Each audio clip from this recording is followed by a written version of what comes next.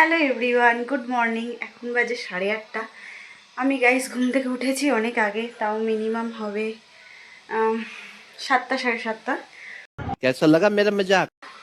আমার পুচু সোনা ঘুমাচ্ছে, তো ঘুমাক, ততক্ষণে সব কাজ সেরে নিই। তো চলো তোমাদের দেখাই ঘুম থেকে উঠে আমাদের জন্য কত কাজ অপেক্ষা করে। বেশ কদিন ধরে ভিডিও দেওয়া হয়নি। তো এই দেখো আমাদের হচ্ছে এই যে এত বড় উঠোন।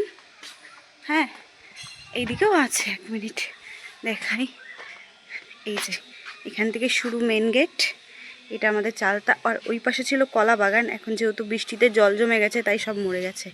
আর এদিকটা দিয়ে হচ্ছে আমার বর ঝাড় দিচ্ছে, আর ওই দিকটা দিয়ে হচ্ছে আমি ঝাড় দিচ্ছি, কারণ এত বড় উঠান একার পক্ষে ঝাড় দেওয়া সম্ভব না। তো ঝাড় দেওয়া হয়ে গেলে এই যে এখানে বাসনগুলো আমি বাসনের ঠিকই রেখেছি, এগুলো মাজবো।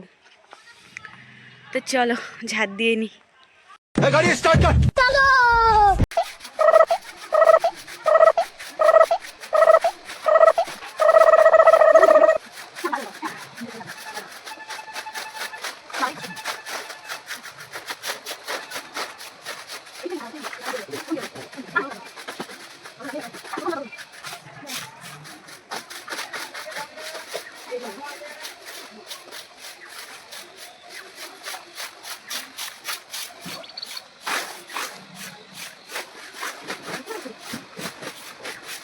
কারণ ও ঘুম থেকে উঠেই একদম খাটের ধারে চলে আসে, ওর কান্নার আওয়াজটা পেয়ে দৌড়ে যাই, তাই না বাবা?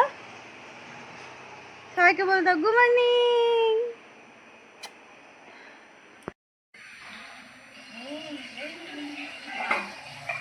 দেখো কত বাসন।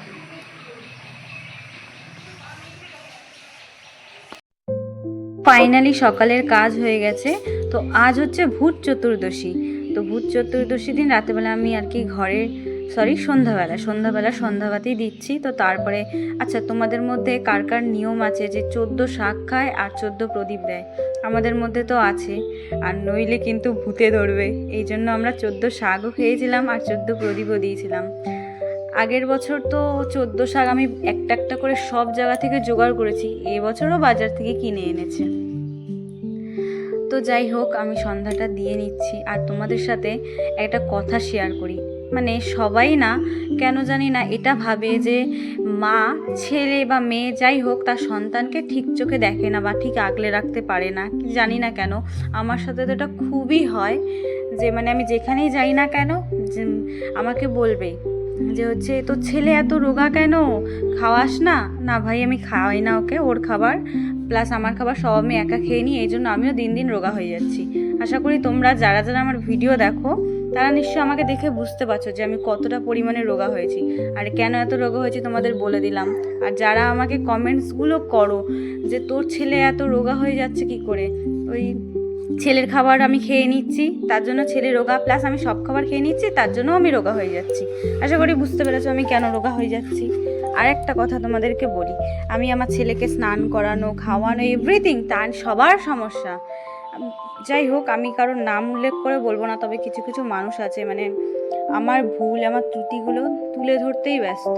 যদিও বা কোনো ভুল করে থাকি সেটা আমার শিখিয়ে দাও, না তারা কিন্তু আমার শেখাবে না। তারা কি করবে বলো তো, খোঁটা দিয়ে কথা বলবে। তো এই জিনিসটা আমার খুব খারাপ লাগে। তো যাই হোক, আমি এখানে সন্ধ্যাবেলায় আর কি 14 প্রদীপ দিচ্ছি। তো আমি ভিডিও এই কারণেই করি কারণ আমার ভিডিও করতে খুবই খুবই ভালো লাগে। মানে ভিডিওগুলো যখন বা করি বা করার পর নিজে যখন দেখি খুব ভালো লাগে। মানে পরে আজকে যেই কাজটা করেছি সেটা আমি পরে গিয়েও দেখতে পারবো, এটা একটা মানে স্মৃতি হয়ে থাকবে। তো আমার ছেলে যখন বড় হবে তখন দেখবে যে হ্যাঁ, ও যখন ছোট ছিল যে আমি আর ওর বাবা একা হাতে দুজন সংসার সামলে ওকে সামলে কত কষ্ট করেছি। সবার মতো হয়তো ওরকম বলবো না, তোকে নিয়ে কত কষ্ট করেছি ও নিজেই দেখতে পারবে, নিজেই বুঝতে পারবে।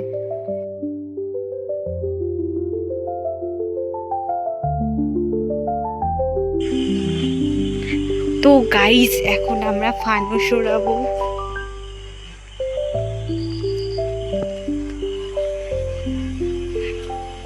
হলো না,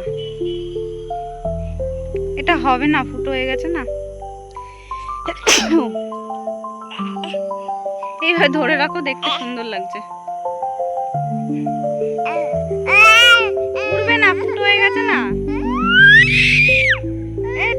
কাছের থেকে দেখবে। উড়ছে? উড়বে না, এটা ফুটো হয়ে গেছে গাইস। আমি তো ছেলেকে নিয়ে আছি, এই জন্য উড়বে না।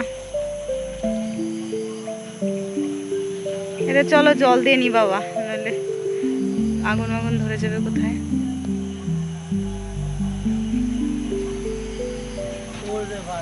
উড়বে না, ফুটো হয়ে গেছে।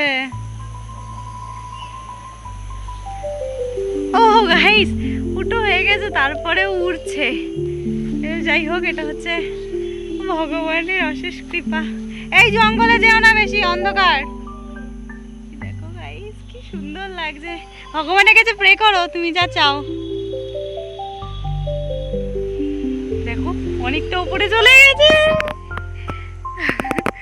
দেখো দেখো দেখো, ধরো ক্যামেরাটা এদিকে ঘোরো, দেখো ছেলে কিভাবে দেখছে। ওই দেখো, ওই যে ছাদে থেকে উড়াতাম আরো উঁচু তো যেত, তাই না বলো?